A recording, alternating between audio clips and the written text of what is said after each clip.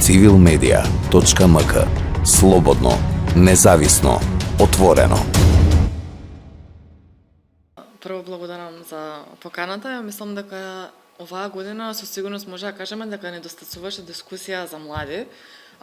и конструктивен пристап во политиките, промените, но и едноставно да видиме каде се младите во нашето општество и каде треба најмногу да ги поддржиме.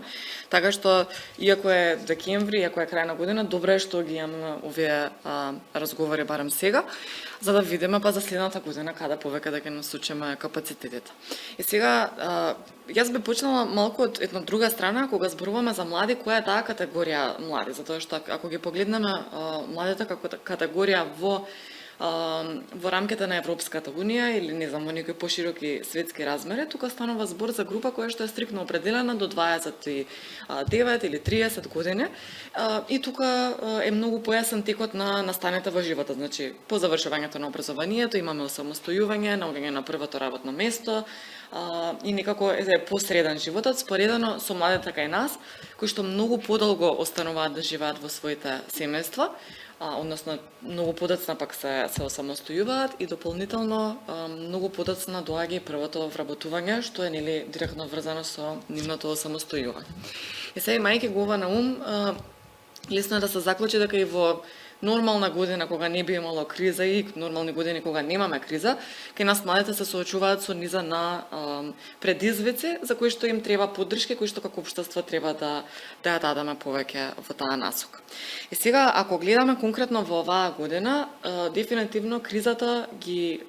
извади на површина и многу повеќе стави акцент на сите недостатоци во рамките на животот на младите, кои што и во други години постојат, како што веќе спомнав. Па така, например, квалитетот на образование, сега во неколку наврати гледавме колку е кревок, колку треба да се поддржува образовниот систем, какви се промени треба да следат и колку е тешко прилагодување, особено на национално ниво кога станува збор за образованието. Понатака, младинската невработеност, која што секако се привлекува и е доста висока. Ние не располагаме постојано со нови податоци за тоа колкава е младинската невработеност, но и веќе чисто колку за илустрација истражување од пред некое време велат дека 1/4 од луѓето кои што се невработени се млади и дополнително многу е повисок прагот односно многу поголем процентот на млади кои што бараат работа споредено со сите други возрастни категории. И сега, имајќи го ова на ум и тоа колку кризата влијаеше на работните места општо и колку ги засегна младите, ние добивме податок пред некоја недела и тоа од Министерството за култура, што беше тоа, мислам дека единствениот податок што излезе по кризава, меѓутоа и изнесуваше 14.000 млади луѓе дека ги загубиле работните места како последица на кризата, односно причина била здравствената криза. И сега ова вака нафрлам повеќе области во кои што младите изминатава година има особено нели голем предизвик да ги надминат предизвиците. И сега друго нешто што е многу значено, што мислам дека треба постепено да го сватиме и како општество и како не знам и граѓански сектор и носители на одлуки институции генерално за нешто за кое што треба повеќе да се сензибилизираме е кога се носат политики за млади или било какви решенија кои што ги таргетираат младите, да се има на ум дека ова е група која што е многу поширока од она што на прва се мисли. Односно тука треба да влекуваат и младите со попреченост, младите од руралните средини, затоа што па кризава особено многу ги погоди и нив. Тргнувајќи од тоа како се изведуваше наставата за учениците кои што имаат попреченост, без разлика дали е тоа некаква физичка попреченост или оштетен слух и целосно глуви млади со оштетен вид и слично, затоа што овие нешта па не беа баш добро адресирани во изминатава година и дополнително за руралните млади со колкави предизвици се соочуваа во периодот кога се спроведуваше нели онлайн наставата, односно и моментално и тековно, се проблеми на кои што треба да се работи. Невработеноста, мислам, дефинитивно останува и се привлекува па и од повеќе фактори, значи и оние млади кои што се вработуваат најчесто не по струка, така што ние имаме голема група на млади кои што имаат завршено едно образование, меѓутоа од XY причини или поради тоа што таква работно место нашле работат во друга област и понатака поттекот за заминување во странство поради наоѓање или подобри работни места кои што можеби за жал и не се ни достапни воопшто кај нас, без разлика дали станува збор за технолошки развој, за конкретно развојот на земјата и слично, така што има многу фактори што влијаат тука и мислам дека треба да се работи на тоа да ги добиеме конкретните бројки во оваа област, затоа што знаеме дека постои како проблем, меѓутоа не знаеме со точно што се соочуваме. И сега би се надоврзала уште на образовните текови кои што следи, иако знам дека Боренка го опфати тој дел во областа на високо образование, така што таму чисто само би споделила што ние како МОВ работевме во текот на изминатава година, а подоцна може и за политичките очекувања на младите, ама може и да се надоврзаме и подоцна. Значи конкретно она што го правевме ние во областа образование, значи на страна од тоа што нели спроведуваме неформално образование за млади, се со цел развивање на критичко размислување и поттикнување на младинскиот активизам. Две нешта некако оставија најголем впечаток, а тоа беше задоцнетата дигитализација во високото образование и сигурно сум дека Борен многу повеќе ќе може да сподели за тоа од универзитетот, значи да ги сподели искуствата, меѓутоа она што ние го забележавме беше задоцната дигитализација и кога зборуваме за средно образование конкретно е дека на учениците им беше тешко затоа што дел и од документите, и од концепциите, и од пристапите кои што се избираат, зборувам сега и за минатата академска година и за оваа, затоа што за жал во оваа календарска година две академски беа опфатени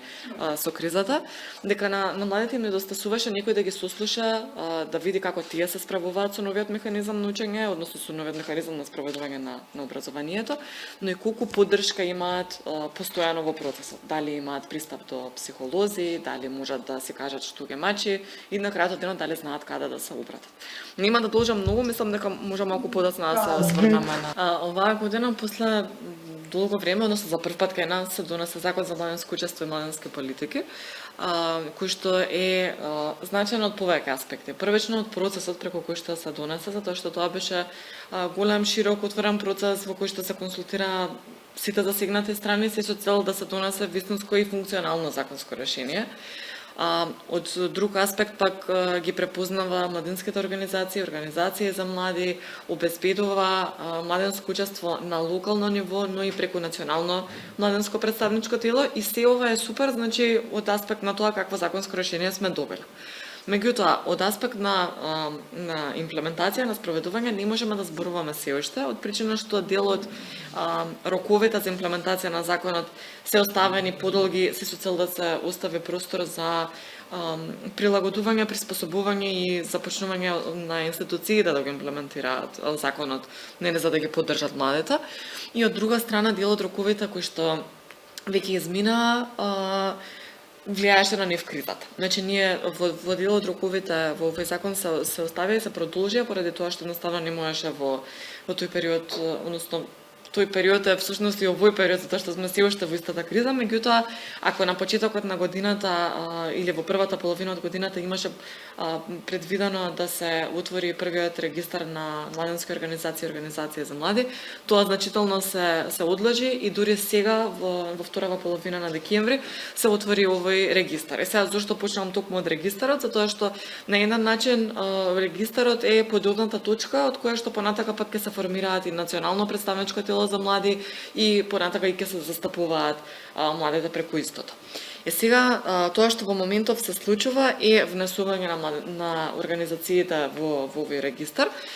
Не можам да кажам до кога ќе трае, затоа што и од Агенцијата за млади и спорт се уште немаме видена официјална информација до кога ќе биде отворени и ќе се прибираат овие податоци, затоа што штом се направи пресекот од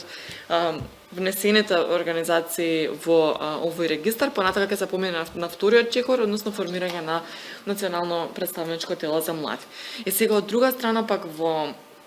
ќе кажеме на локално ниво, па потоа би поминала на делот зошто е значаен за младите. На локално ниво е предвидено дека во секоја од општините ќе се формира локален младински совет, односно локален совет кој што директно на ниво на општина ќе ги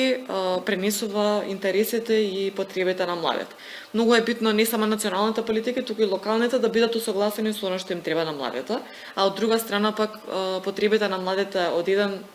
споредено со потребите на младите од друг град не секогаш се исти. Така што мора и ова да го имаме на ум и добро е што е предвидено во законското решение. Но е тешко да се одговори на ова затоа што не знаеме во какви услови ќе продолжи да се развива целата состојба. Во идеални услови би можеле да се формираат, но и да под идеални услови па да разберам да нема криза и од друга страна па да нема, односно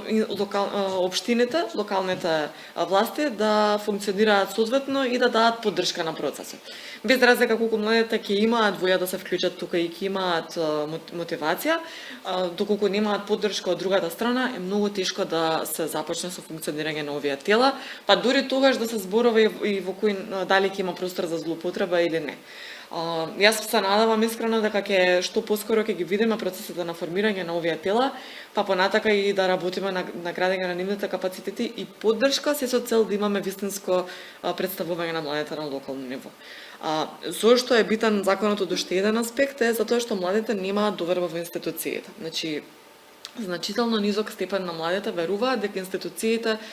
ги имаат предвид нивните интереси и потреби кога носат политики. Овој закон може да влие и на доста и на овие перцепции, затоа што кога ќе видат младите дека има механизам преку кој што може да се вклучат, но и не е само да се вклучат, механизам кој што вистински ќе обезбеди остварување на нивните барања и поддршка на нивните потреби, тогаш веќе ќе зборуваме за млади кои што ќе имаат доверба во системот. А зашто се придонесува ова, мислам лесно е да се предпостави од незаинтересираност, од апатија, од зголемен поттик за заминување во странство и слично. Меѓутоа да не предпоставуваме и да не правиме безброј корелации, многу е важно да видиме